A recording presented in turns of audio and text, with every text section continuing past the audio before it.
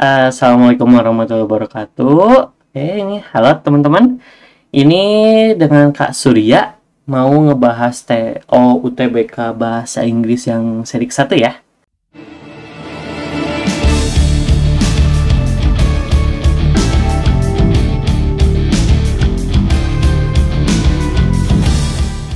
Sekarang kita lihat itu ada ya teksnya yang teks question 1 sampai 5 ya. Nah, yang pertama-tama nih kita ketemu di nomor 1 ya. Nomor 1 ini pertanyaannya kayak gini nih. In the text above, the writer deals with a topic on what ya. Jadi kita di sini ditanya ini tuh si penulisnya itu lagi ngangkat topik apa sih? Nah, kalau misalnya kakak dapat ini ya, si nomor 1 ini tuh bentuk soalnya itu topik sentence, dimana kita harus nyari ya topiknya ya. Nah, cara taunya gimana si topik itu? Kita bisa lihat lagi ya di teksnya apa yang sering dibicarakan di setiap paragrafnya. Tapi nggak serta-merta kita tuh harus cari yang ini sering disebutin. Nggak gitu ya. Kalau misalnya bareng-bareng nih ya baca teksnya dari paragraf 1 ya sampai paragraf 3 itu tuh lagi ngomongin tentang umur kehamilan, umur kandungan, yang artinya itu tuh ada maternal age-nya ya. Nah, kita lihat di jawaban-jawabannya yang maternal age tuh ada yang jawaban yang keberapa aja sih? Ya, kita lihat ada yang di D sama ya yang E. Tapi yang spesifiknya ngomongin tentang umur kandungan itu yang D. Jadi ya gampangnya mah gitu kan. Jawabannya itu yang D. Gitu.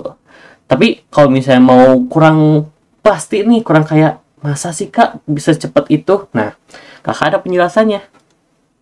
Kalau misalnya di teksnya ini tuh ngejelasin antara hubungan dari umur kehamilan dan bagaimana itu berefek ke kemungkinan anaknya itu mengidap autisme ya. Itu ada di paragraf ketiga, di 2 dan 1 juga ngomongin tentang hubungan dari umur kehamilan dan juga ada kemungkinan mengidap autismenya juga gitu. Nah, sekarang kita lanjut ke nomor 2 ya.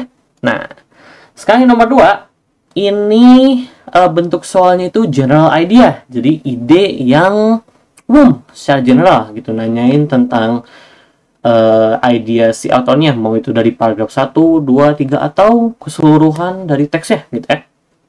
Nah, kita baca di sini, which of the following best describe the author purpose in this study? Itu kan ini tuh apa sih yang bisa ngedeskripsiin lebih tepatnya tentang tujuan si penulisnya terhadap teksnya ini ya. Nah, ini ada banyak ya, to analyze, to reveal, to refute, sama to make readers, dan tadi to demonstrate. Nah, kalau misalnya cepatnya mah ya, yang jawabannya tuh yang E. Kenapa yang E? Karena ini tuh dikasih tahu sama si autornya itu ngedemonstrasiin kalau misalnya autisme itu ada hubungannya sama yang namanya delay pregnancy atau kehamilan di umur yang lanjut. Itu tuh dijelasin juga tadi kan di nomor 1 begitu ya. Sekarang lanjut ke question ketiga ya. Nah, question ketiga ini kita nambah 1 ini, apakah inference ya? Inference tuh ya teman-teman, itu tuh bentuk soal di mana kalian tuh memerlukan logika. Tapi ya, logikanya ini tuh harus berkaitan dengan apa yang tertulis di dalam teks. Tetap aja gitu ya. Kalau misalnya literasi kan emang harus sesuai dengan apa yang ditulis di teks. Kita nggak boleh mikir sendiri. Nah, tapi khusus buat inference, kita itu harus memikirkan kira-kira apa sih yang terjadi tergantung dari teksnya. Nah, ini si soalnya itu, it can be concluded from the text that apa gitu ya. Nah, kita lihat yang A, B, C, D, dan E. Itu tuh yang lebih tepatnya ya teman-teman, itu tuh yang B. Kenapa yang B? Several mental disorder can be prevented by having kids earlier. Maksudnya apa sih? Ini tuh dijelasin kan tadi kalau misalnya kehamilannya itu di usia lanjut tuh ada kemungkinan buat mengidap autisme. Jadi ya, kalau misalnya si ibunya itu hamil di usia yang matang ya, di matang tuh maksudnya nggak terlalu tua, itu ada kemungkinan kecil mengidap kelainan pas kelahirannya, teman-teman. Begitu. Jadi jawabannya yang tadi B, gitu ya. Oke, sekarang next. Nomor 4. Nah, sama nomor 4 juga, ini inference juga. Cara taunya gimana ya? Kalau misalnya yang sebelumnya ada tulisannya yang concluded, yang artinya disimpulkan. Dan kalau di nomor 4 ya, which is the following according to the text is implied, yang diimplikasikan terhadap autisme di anak-anak. Nah, kalau bisa kalian lihat ya di teksnya itu, di paragraf kedua, itu ada teksnya gini. Autism, a developmental disorder characterized by impaired social interaction and communication. Impaired social interaction, jadi kelainan, kekurangan bersosialisasi dan komunikasi. Nah, yang kayak gitu tuh biasanya ya, kalau misalnya udah susah bersosialisasi atau ada kekurangannya, jawabannya itu yang D. It makes children antisocial. Dijelasin kayak tadi tuh, di paragraf kedua, di kalimat ke-1 yang kakak jelasin tadi. Next, nomor 5. From the information in the first and second paragraph, it can be inferred. Nah, tuh ada satu lagi kan, ini kata kuncinya. Kalian bisa nentuin, oh ini tuh bentuk soal inference, itu ada tulisan inferred, yang artinya diartikan. Ya. From the information ya, dari paragraf 1 sama 2, nah, itu tuh bisa diartikan tuh, apa ya, ada A ya, itu tuh tentang developmental disorder in children close to delayed pregnancy. Ada studies on autism have not successfully revealed its cause. Ada C, D, dan E. Nah, dari paragraf 1 dan 2 ini tuh ngejelasin teman-teman kalau misalnya developmental disorder in children are close to delayed pregnancy. Masih nyambung juga sama soal jawaban yang tadi nomor 1 sama 2, ngomongin tentang hubungannya kelainan di anak dan juga hamil di usia lanjut. Begitu. Nah, ini untuk teks yang pertama. Kita lanjut ke teks yang kedua ya. Nah, untuk teks yang kedua ini tuh secara secara singkatnya itu lagi ngomongin tentang olahraga ya. Olahraga secara generalnya ya. Saya ngomongnya olahraga. Nomor 6 ini masih tetap inference ya.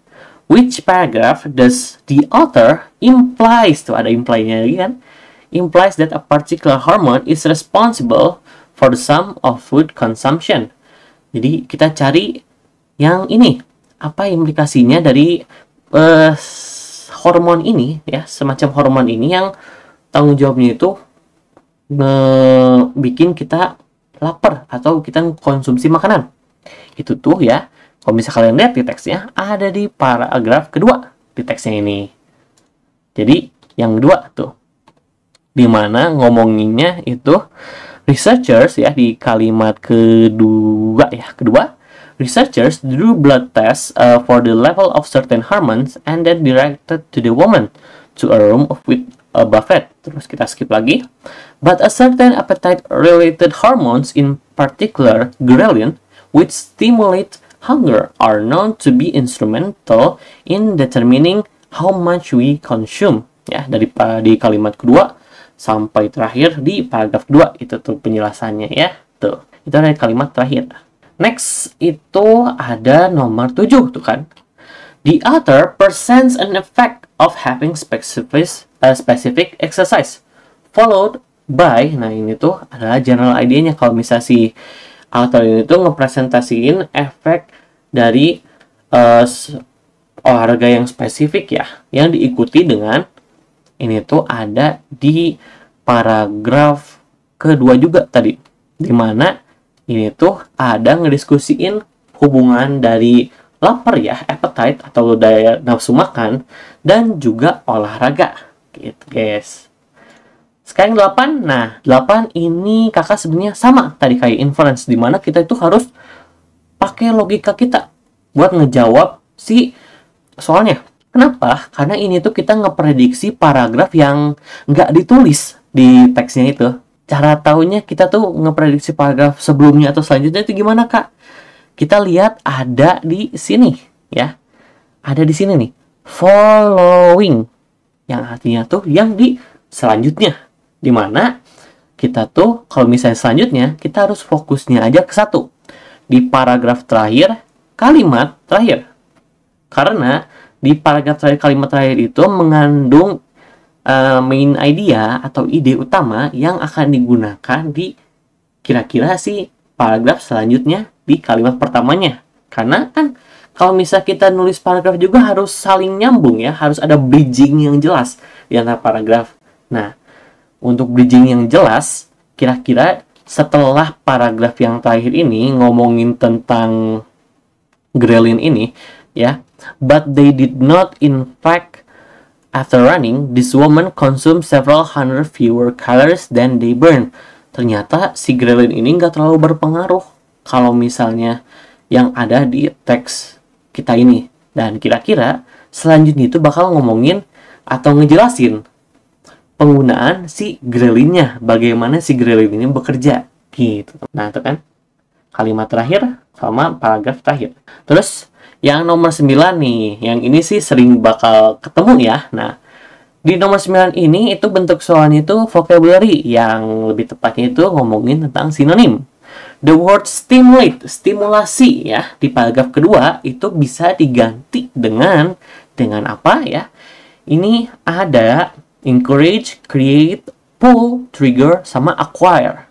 Yang benar itu ya teman-teman, ada di trigger. Arti-artinya apakah satu-satu biar kita ngerti? Gini ya. Yang pertama, encourage itu ya menyemangati, create itu menciptakan atau membuat ya. Pull itu menarik, dan D itu trigger itu memicu. Yang sama artinya dengan stimulasi. Stimulasi kan sesuatu yang terpantik untuk melakukan sesuatu, dan yang trigger itu memicu untuk melakukan sesuatu juga, gitu kan. Bukan yang ke trigger gitu ya, beda itu mah ya. Dan yang terakhir itu yang acquired itu lebih ke mendapatkan gitu teman-teman.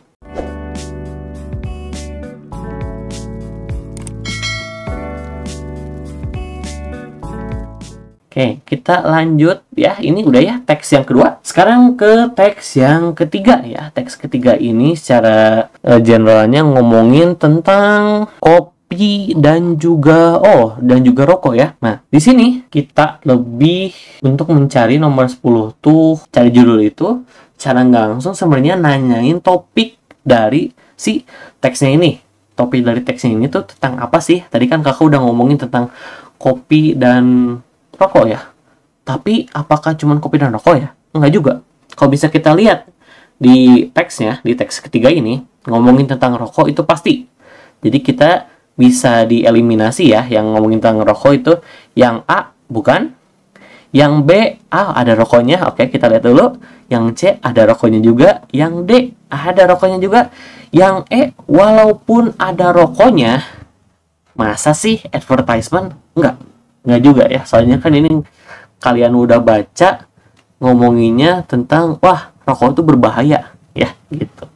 Jadi kalau bisa kita lihat lagi dan kita gabungin, yang lebih tepat dari sini tuh yang D, how addictive cigarette smoking is. Bagaimana si rokok itu sangat adiktif ya. Nah itu tuh jelasin di sini. Kalau misalnya yang A, ini tuh tidak khusus soal Amerika dan juga nggak nyambung ya. Kita ngomongin tentang rokok. Yang kedua ini tidak spesifik membicarakan tentang perbandingan. Di sini nggak ngomongin perbandingan dari makan dan rokok. Dan yang ketiga itu tuh ngomongin tentang kematiannya itu cuman ada di paragraf kedua. Itu tuh bukan topik di paragraf 1 sama 3 juga. Dan yang D itu yang benar ya. Itu tuh topik utama di mana kecanduan rokok ini dibicarakan di seluruh teksnya ya. Dari paragraf 1 ngomongin tentang rokok gitu kan. But what is in the fact difference between eating donuts and smoking cigarette? It is one of a possible obesity or possible death. Kalau di paragraf kedua itu ngomongin tentang ya akibatnya ya, hasilnya banyak orang yang meninggal setiap tahunnya karena ngerokok terus. Dan yang terakhir di paragraf ketiga itu tuh kesimpulannya, whatever the facts are, there is no doubt however that cigarette manufacturers do try to entice young people even in their teens, gitu kan, untuk merokok. Jadi di situ how addictive cigarette smoking is. Kita lanjut nomor 11 ya. Nah, nomor 11 ini vocabulary juga yang antonim ya, soalnya ada opposite meaning yang artinya makna sebaliknya, makna kebalikannya apa ya. Sekarang di sini opposite meaning dari entice ya. Entice di sini tuh di paragraf ketiga ini itu tuh artinya apa sih teman-teman? Kalau misalnya kakak langsung jawab ya, ini tuh perbandingan dari entice itu yang disenchant. Kenapa? Ya kalau misalnya kakak lihat ya, ini mah agak cepat dan agak ngaco juga sih temennya. Dari A, B, C, D sama E, yang paling beda itu yang C. Biasanya kalau ada this atau an atau apa, itu tuh menandakan hal yang sebaliknya, gitu kan. Kalau enchant ini kan merayu, itu agak mirip sama entice. Kalau disenchant itu tidak merayu gitu, kalau misalnya artinya, berarti itu satu-satunya yang berbeda. Tapi sih nggak semudah itu ya buat menjelasinnya. Dijelasin di sini. Kalau misalnya yang dari A sampai E ya, kalau yang attract itu menarik perhatian ya, tanda kurang perhatian. Yang tempt itu menggoda. Yang C itu menyadarkan. Yang persuade itu membujuk. Yang E induce itu menyebabkan. Nah, kok menyadarkan sih Kak? Entice itu tuh artinya apa sih? Nah, kalau entice sendiri itu artinya ya, whatever the fact are, kan di sini, there is no doubt however that cigarettes manufacturer do try to entice young people. Nah, dari kalimat ini sendiri nih, ini harus diperhatiin. Soalnya, kalau kita langsung nge-translatein aja, itu biasanya suka salah. Kita harus ngambil konteks atau makna dari si paragrafnya, gitu. Jadi di sini tuh si entice sendiri, nah, si entice sendiri ini di paragrafnya itu memiliki makna mengelabui atau menarik anak muda. Dimana kebalikannya sama disenchant, yang artinya tuh menyadarkan. Begitu guys. Nah, sekarang kita teks keempat nih, buat nomor 12 sampai 15. Nah, di nomor 12 ini secara generalnya ini ngomongin tentang ini ya, kehidupan di perkotaan, sama gimana si kota ini tuh jadi malah yang asalnya metropolitan jadi agak distopian. Tapi ya, kita lihat teman 12 ya. Di organizing ideas, kita nggak organisir idea. Biasanya ya, itu tuh ngeliatin, kita harus perhatiin. Dari paragraf 1 tuh ngomongin apa yang nyampe ke paragraf 2. Si autornya sendiri, untuk ngeorganisir idea dari paragraf 1 ke 2 itu ya, pakai yang A, teman-teman. Ngasih lihat penyebabnya, ngasih lihat causes of population growth and their effect. Jadi, kalau misalnya ini disingkat sih, ini si author itu ngasih lihat cause and effect-nya dari si population growth di perkotaan gitu teman-teman. Sekarang kita lihat nomor 13. Nah, 13 itu kebalikannya dari inference. Kalau inference mah kan kita harus mikir pakai logika buat nyari jawabannya. Nah, kalau reference mah sih lebih simpelnya, dimana kita itu bisa langsung ngambil yang ada di teks ya. Ini according to the text, why are cities environmentally harmful? Kenapa sih perkotaan ini merusak secara lingkungan? Kita bisa lihat ya, ada di paragraf kedua, kalau nggak salah, yaitu karena it is because they import resource and waste. Jadi mereka itu mengimpor ya, mengeluarkan ya, bukan si impor mah kita ngambil ya, pokoknya mereka mengambil sumber daya dan juga sampah atau bahan yang ditinggalkan ya, waste di sini tuh ya, bukan yang soalnya kan sosial sama social center problem tuh, hubungan sosial itu nggak ada hubungannya sama lingkungannya ya di paragraf ini tuh. Begitu sih teman-teman. Kalau yang 14 nih masih sama, ngomongin tentang reference juga ya. Which of the following is true according to text? Nah, kalau yang kayak gini, kalian tuh harus baca satu-satu si jawabannya dan kita cocokin ini tuh kejawab gak sama si teksnya. Buat singkatnya, nomor 14 itu yang benar tuh yang C. Large families are tolerated in less developed countries due to their predominant belief ya. Si keluarga yang besar ini tuh lebih di-accept ya, lebih diterima di mana ini? di less developed countries yang negaranya masih agak kurang berkembang ya, karena kepercayaan mereka ya. Kalau bisa kalian pernah dengar gitu kan, banyak anak banyak rezeki. Nah, kayak gitu sebenarnya ya. Tapi ingat, itu cuman yang ada di teks. Kita itu ngutarain apa yang ada di teks. Begitu guys. Kita lanjut ke nomor 15, oke? Nah, nomor 15 ini general idea ngomongin tentang tujuan dari si penulis ini tuh nulis teks ini tuh buat apa sih ya? Kalau bisa kita langsung lihat ya, dari awal tuh ngomongin cause and effect, di mana kerugiannya itu banyak. Ya, jelas banget ya jawabannya kalau gitu. Yang A, show a negative impact of population growth. Di sini tuh dikasih lihat banget ya, banyak banget negatifnya, di mana banyak pekerjaan yang gak bisa diambil gitu kan, karena ya banyaknya orang dan ketersediaan meja belajarnya ya. Meja belajar maksudnya tuh buat sekolah-sekolah itu terbatas, dan juga orang-orang tuh susah buat mencari pekerjaan menurut si teksnya. Begitu guys. Sekarang terakhir nih buat yang soal soal teks yang keempat, kita lanjut kelima. Nah, yang kelima ini itu adalah context based question, atau kalau misalnya di bahasa Indonesia masih ini tuh yang kalimat rumpangnya, yes. Kalimat rumpang di sini. Nah, kalimat rumpangnya ini ya, itu tuh masukinnya tuh kita harus baca satu-satu soalnya sama si jawabannya. Jadi kita bisa agak speedrun dikit lah ya. Jadi buat nomor 16 itu tuh jawabannya yang E. It would also facilitate the acquisition of beginning reading skill. Yang 17 itu masuknya itu yang in addition. Ya, yang B. In addition, a battery processing measure was administered. Dan yang terakhir, yang buat teks rumpang ini, nomor 18, yang masuk opsi yang paling bagus tuh, itu yang C. Reading competence was associated with 3 aspect. Ya, 3 aspeknya itu dilihatin di sini. Ada higher non-verbal intelligence, higher family socioeconomic, dan juga status female gender and latest onset of deafness. Gitu guys. Kita lanjut ke nomor 19 atau teks ke-6 ya. Di sini ngomongin tentang autism juga, tapi bedanya sama yang tadi, ini beda mas. Teksnya baru lagi. Nomor 19 ini ngomongin tentang topik sentence-nya juga. Apa sih topik yang dibicarakan di teksnya ini? Kita simple aja, yang dibicarakan di sini itu tuh yang C. Improving the diagnosis of a treatment of autism spectrum disorder. Jadi kita bagaimana untuk mengimprove atau meningkatkan diagnosa dan pengobatan untuk orang yang mengidap autisme spectrum disorder ini. Ya, kita ke soal yang paling terakhir tuh. Ini teks ke-7.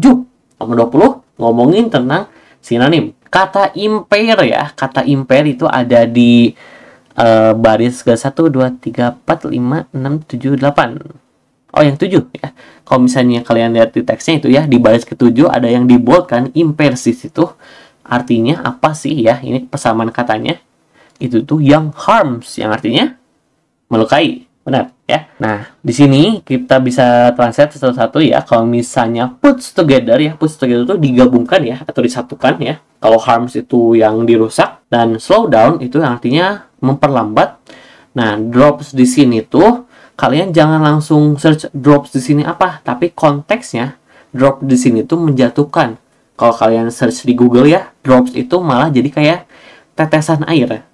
Ya, benar sih, drops atau droplet. Tapi kan di sini konteksnya kayak melakukan sesuatu. Jadi drops di sini artinya itu menjatuhkan gitu. Yang E, enhance itu meningkatkan ya.